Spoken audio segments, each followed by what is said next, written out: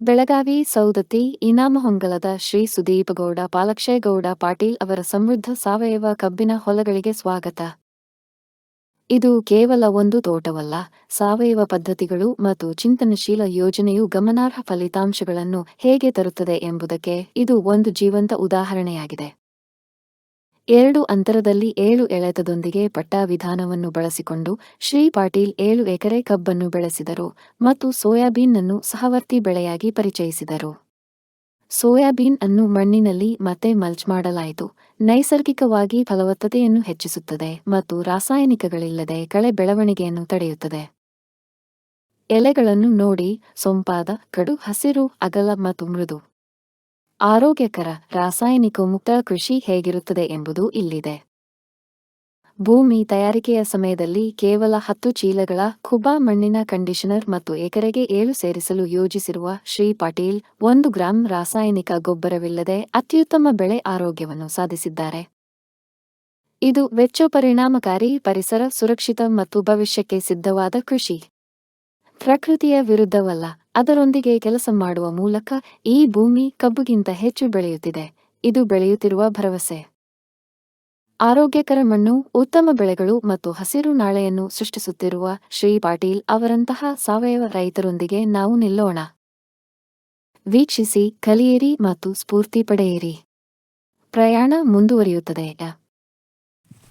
ನಮಸ್ಕಾರ ಗೌಡ್ರ. ನಮಸ್ಕಾರ. ನಿಮ್ಮ ಹೆಸರು? ಸುದೀಪಗೌಡ ಪಾಲಕ್ಷೇಗೌಡ ಪಾಟೀಲ್ ರೀ. ಎಷ್ಟು ಎಕರೆ ಹೊಲ ಐತ್ರಿ ಕಬ್ಬ? ಇದು 7 ಎಕರೆ ಹೊಲ ಐತೆ ನೋಡ್ರಿ. 7 ಎಕರೆ ಹೊಲ ರೀ. ಇದು ಗೊಬ್ಬರ ಅದನ್ನ ಗೌಡ್ರ? Khuba soil conditioner. Khuba soil condition ರೀ. ಹಾಂ. ಎಷ್ಟು ಎಕರೆ ಎಕರೆಗೆ? ಎಕರೆಗೆ 10 ಚೀಲ ಕೊಟ್ಟವ್ರಿ. 10 ಚೀಲ ಒಮ್ಮೆ ಕೊಟ್ರೆ 2 ಬಾರಿ ಕೊಟ್ರೆ? ಒಮ್ಮೆ ಕೊಟ್ಟಿದ್ದೀವಿ ರೀ. ಒಮ್ಮೆ ಕೊಟ್ರೆ ಹೆಂಗೆ ಅನಿಸ್ತದ ಕಬ್ಬು ರೀ? ಕಬ್ಬು ಚಲೋ ಅನಿಸ್ತೈತೆ ರೀ.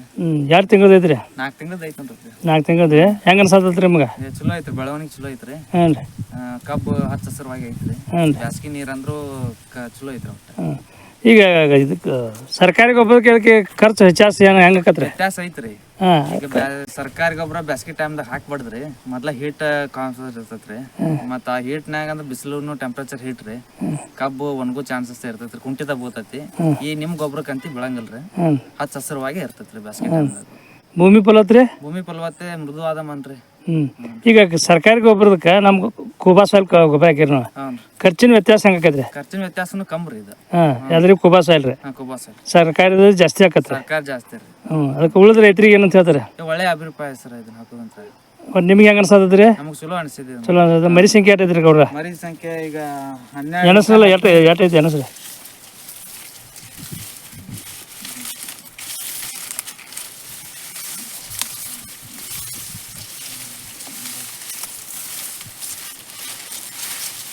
15 ಮರಿ ಐತೆ. 15 ಮರಿ ಐತ್ರಿ. ಹೆಂಗೆ ಅನ್ಸತ್ತದ್ರಿ ಇದಕ್ಕೆ? ಚಲೋ ಅನಿಸ್ತತ್ರಿ. ಹ್ಞೂ ರೀ. ಉಳಿದ ರೈತರಿಗೆ ಏನಂತ ಹೇಳ್ತಾರೆ? ಚಲೋನ ಅಂತ ಹೇಳ್ತಾವ ನೋಡ್ರಿ. ಚಲೋನ ರೀ. ಅಲ್ಲಿ ನಿಮಗೆ ಓಕೆ ಅನ್ಸೈತ್ರಿ? ಹೆಂಗ್ರಿ? ಓಕೆ ಅನ್ಸೈತ್ರಿ. ಈಗ 2ನೇ ಡೋಸ್ ಕೊಡ್ತಾರೆ ಯಾವಾಗ? ಈಗ 2ನೇ ಡೋಸ್ ಕೊಡ್ಬೇಕ್ರಿ. ನಾಳೆ ಇಮಿಡಿಯೇಟ್ಲಿ ಕೊಡಬೇಕ್ರಿ. ಇನ್ನೆರಡು ಚೀಲ ಕೊಡೋರಿ? ಇನ್ನೊಂದು 7 ಚೀಲ ಅಂತ ಐತ್ರಿ. 7 ಚೀಲ ರೀ. ಅಂದ್ರೆ 7 ಎಕರೆಗೆ ಅಂದ್ರೆ 70 ಚೀಲ ಕೊಡೋರಿ. ಹ್ಞೂ ರೀ. ಹ್ಞೂ ರೀ. ನಮಸ್ಕಾರ ಗೌಡ. ಭಾರತದ ನೆಲ ನನ್ನ ತಾಯಿ ಭೂದೇವಿ, ನಿನ್ನ ಪ್ರಾರ್ಥಿಸುತ್ತೇವೆ.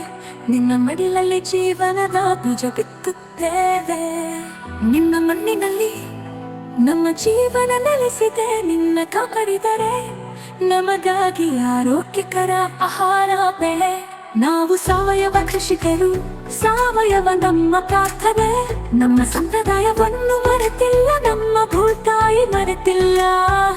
ಕೂಬಾ ಸಾಯಿಲ್ ಕಂಡೀಷನರ್ ಎಲ್ಲ ನಗು ಮತ್ತು ಸೂಕ್ಷ್ಮ ಪೋಷಕಾಂಶಗಳೊಂದಿಗೆ ಬಲವರ್ಧಿತವಾಗಿರುವ ಏಕೈಕ ಗೊಬ್ಬರ.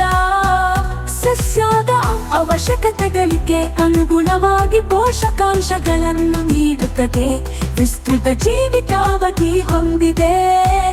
ತೇವಾಂಶವನ್ನು ಸಂಗ್ರಹಿಸಿ ನೀರಿನ ಕೊರತೆಯಲ್ಲಿಯೂ ತಾಪಮಾನ ಹೆಚ್ಚಾದರೂ ಹಸಿರು ಬೆಳೆ ಚೈತನ್ಯವನ್ನು ನೀಡುವ ಜೀವಧಾರೆ.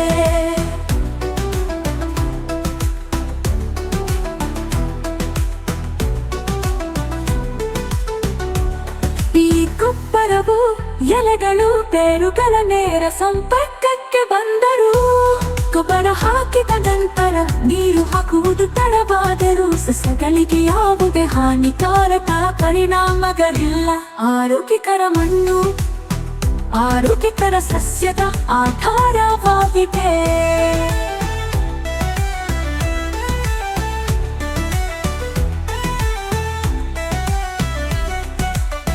ಆರೋಗ್ಯಕರ ಮಣ್ಣು ಆರೋಗ್ಯಕರ ಸಸ್ಯದ ಆಧಾರವಾಗಿದೆ.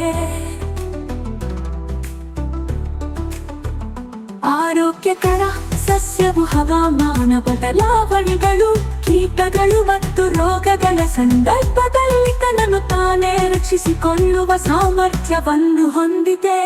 ಕೂಬಸೈ ಕಂಡೀಷನರ್ ಯಾವುದೇ ಮಣ್ಣು, ನೀರು ಅಥವಾ ಹವಾಮಾನಕ್ಕೆ ಸೂಕ್ತ.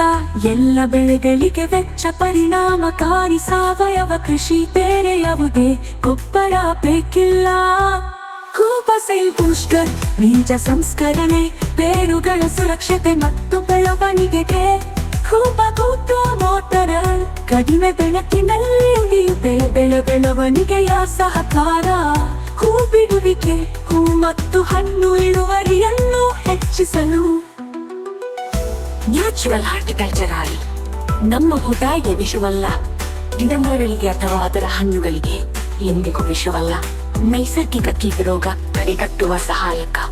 ಇದಕ್ಕೆ ಜೊತೆಯಾಗಿ ಕೀಟರೋಗ ತಡೆಯಲು ಒಡನಾಡಿ ಸಸ್ಯಗಳನ್ನು ಬಳಸಿ.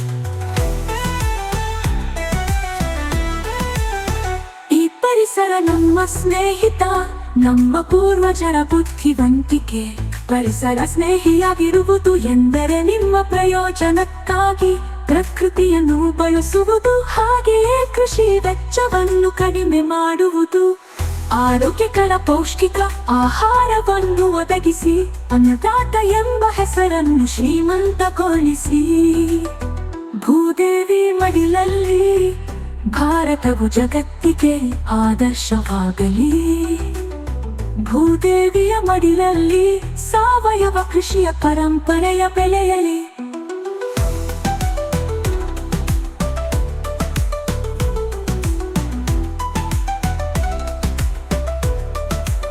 ನಮ್ಮ ಮಕ್ಕಳ ಭವಿಷ್ಯಕ್ಕಾಗಿ ಆರೋಗ್ಯಕರ ಮಣ್ಣು ಉಳಿಯಲಿ, ಆರೋಗ್ಯಕರ ಆಹಾರ ಬೆಳೆಯಲಿ.